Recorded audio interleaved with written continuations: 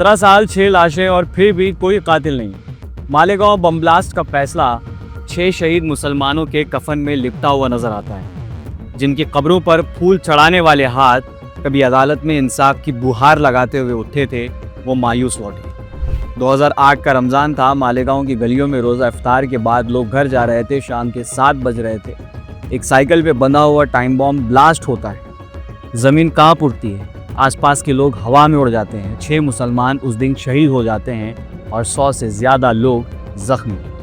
किसी ने सोचा भी नहीं था कि ये सिर्फ एक बॉम्ब नहीं, 17 साल की लंबी नाइंसाफ़ी का आगाज़ है। इस ब्लास्ट के लिए जिनके नाम आए वो सब आरएसएस, संघ और आर्मी बैकग्राउंड के थे। Pragya Singh Thakur, LT colonel Prasad Purohit, Sameer Kulkarni.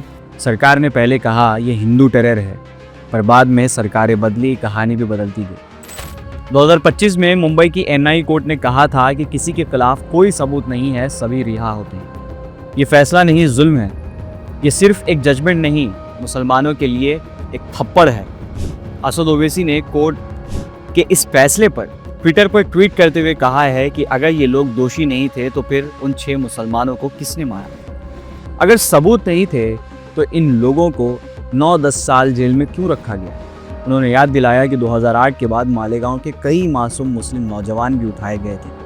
क्या उनकी ज़िंदगी की बर्बादी का जवाब कोई देगा? ओवैसी का गुस्सा जायज़ था। उनका कहना था कि जब गुनहगार मुस्लिम होता है तो UAPA, जेल और फांसी तक बात चली जाती है, लेकिन जब गुनहगार हिंदू होता है तो बेल मिलती है, सबूत ख़त्म किए जाते हैं और फिर वो BJP का MP बन जाता है। ये वही प्रज्ञा सिंह ठाकुर है जिन्होंने कहा था हेमंत करकरे को मैंने श्राप दिया था इसलिए वो मर गया। हेमंत करकरे कौन?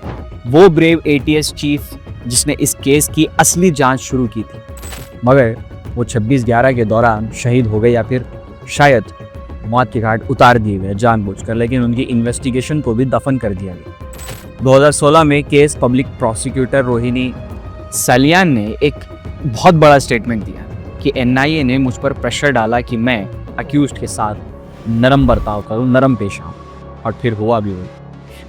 2017 में NIA ने प्रज्ञा के खिलाफ केस कमज़ोर कर दिया। आज सभी अक्यूज्ड कोर्ट से छूट गए और ब्लास्ट में मरने वाले सिर्फ नंबर 1 के रह गए। मालेगांव के रेहान शेख के अब्बू एक पान लेने गए थे, वो कभी वापस नहीं लौटे। रेहान के हाथ में एक 17 साल पुरानी FIR है, लेकिन इंसाफ का एक भी टुकड़ा उसके हाथ नहीं लगा। सबसे ज़्यादा तूफान एक 75 साल के बुजुर्ग निसार बिलाल के घर उतरा, जिन्होंने अपने 19 साल की जवान बेटे अजहर को उस ब्लास्ट में खो दिया। 29 सितंबर 2008 के मालेगांव के भीकू चौक पर एक मोटरसाइकिल में फिट बॉम्ब फटा था। 6 लोग शहीद हो गए और 100 से ज़्यादा जख्मी। उन शहीदों में एक थे अजहर। अजहर एक ऐसा लड़का जो हाफिज़ कुरान बनने की राह पर था। दिन भर फ्रिज रिपेयर का काम करता और शाम को मस्जिद में कुरान याद करता। उस दिन अजहर घर जा रहा था, लेकिन मस्जिद से निकलकर ज़रा सा रास्ता बदल दिया। उसी राह पर उसकी मौत का फरमान लिखा। बॉम्ब का शार्पनल उसके जिस्म को छाल खोद देता है और अजहर वही सड़क पर शहीद हो जाता है। अजहर के वालिद निसार बिलाल सिर्फ एक मातम ज़दा बाप नहीं बने, वो न्याय के लिए लड़ने वाले सिपाही भी बन गए, मगर वो सिपाही नाकाम साबित हुए। जब महाराष्ट्र ATS ने पहले 11 लोगों को गिरफ्तार किया और फिर उन्हें बेल मिल गई, तो बिलाल साहब ने कोर्ट में कई बार इंटरवेंशन फाइल की। मुंबई के कोर्ट्स में दर दर भटकना, हर सुनवाई अटेंड करना। 17 साल तक वो एक शहादत का बोझ अपने खानों पर लेकर चलते रहे, अपनी चप्पलें घिसते रहे, एड़ियां घिसती रही। और एक और बेपनाह दर्द उठने वाले थे 67 साल की लियाकत शेख, जिनके 10 साल की बेटी फरीन शेख को वो ब्लास्ट छीन ले गए। फरीन सिर्फ स्नैक्स लेने के लिए घर से निकली, क्या पता था कि वो फिर कभी वापस नहीं आएगी। लियाकत शेख एक ड्राइवर थे, आज एक एक्टिविस्ट बन चुके हैं। 20 साल हो गए वो मुंबई की कोर्ट्स में चक्कर काटने में लगे हैं, धर्मों में बैठ रहे हैं, धरनों पे बैठ रहे हैं, इंसाफ के लिए चिल्लाते रहे हैं। उनकी तबीयत ख़राब हो चुकी है, ओपन हार्ट सर्जरी हुई, जिस्म का चौथा हिस्सा वज़न से चला गया है, लेकिन इंसाफ का जुनून कम नहीं हुआ। और जब दर्द बर्दाश्त से बाहर हो गया तो उन्होंने अपना नया पुरा वाला घर भी छोड़ दिया, जो ब्लास्ट साइट से सिर्फ कुछ कदम की दूरी पे था, और शायद वो मकाम उसी मंज़र की याददाश्त वापस लाता हूँ। वही घर जहाँ से परहीन निकली स्नैक्स लेने के लिए मगर वापस नहीं लौटी। आज ये दोनों बाप निसार बिलाल और लियाकत शेख बस एक सवाल पूछते हैं, क्या मेरी बेटी और मेरा बेटा सिर्फ एक हिसाब की गिनती बन के रह गए? क्या उनके कातिल कभी पकड़े जाएंगे या सिस्टम उनके खून पर भी सियासत का सफ़ेद कपड़ा ओढ़ कर चुप हो जाएगा?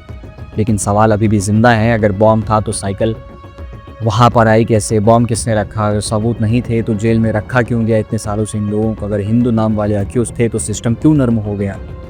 और अगर मुसलमान विक्टिम थे तो उनके लिए इंसाफ क्यों नहीं मिला? ओवैसी ने आखिर में एक कांटा चुभने वाला सवाल पूछा कि क्या हिंदुस्तान में इंसाफ भी मजहब देख कर दिया जाता है? आज भी जब एक मुस्लिम नाम का आदमी किसी केस में आता है, यूएपीए लगता है, मीडिया ट्रायल होती है, 10 साल की जेल मिलती है बिना किसी कन्विक्शन के। आज भी सीए के दौरान सत्ता पक्ष से सवाल करने के वजह से कई नौजवान 5 साल से बिना किसी ट्रायल के सलाखों के पीछे बंद हैं। लेकिन 6 मुसलमान मर गए और सिस्टम कहता है किसी ने नहीं मारा। तो क्या हमारे खून की कोई कीमत नहीं है? क्या हम सिर्फ हेडलाइंस के लिए मालेगांव ब्लास्ट और फिर नो कन्विक्शन? क्या मुसलमान होना इस मुल्क में सिर्फ एक जुर्म बन के रह गया है? ये रिपोर्ट लिखने वाले हाथों में गुस्सा भी है लेकिन जज्बा भी है कि हम ये भूलने नहीं देंगे, ना वो शहीद चेहरे, ना वो सवाल जो कोर्ट की दहलीज पर अधूरे रह गए। इंसाफ की मौत का मातम हो चुका है। अब सिर्फ एक और अजान बाकी है जिसका कातिल आज़ाद है, उसका खुदा गवाह। लोकसभा में जब पहलगाम अटैक को लेके ये लोग चर्चा कर रहे थे तो प्रियंका गांधी ने जब मरने वाले 26 शहीदों को भारतीय बताया तो बीजेपी की तरफ से आवाज़ लगी थी कि वो 26 मरने वाले हिंदू थी। अब क्या मालेगांव बम ब्लास्ट में जो लोग मारे गए उनका भी मजहब बीजेपी वाले देखेंगे? सीधा सवाल। इन तमाम चीज़ों पर आप क्या सोचते हैं? कमेंट सेक्शन में ज़रूर बताएं। और आखिर में बस फैज़ अहमद फैज़ के इन मिसरों के साथ अब ख़त्म करता हूँ कि मैं किससे इंतकाम लूँ, ये सच है बेकसों के खून से सुर्ख हो गई ज़मीं मगर मुसीबतों की दास्तां मैं सुन चुका हूँ हम नशीं, मैं सुन चुका हूँ किस तरह बुजुर्ग नातवान भी बिलख्त शेर फार भी अज़ल के घाट एक एक करके सब उतर गए। मैं सुन चुका हूँ हम नशीं दास्तान दिल खराश मगर किसे मैं दोष दूँ, मैं किससे इंतकाम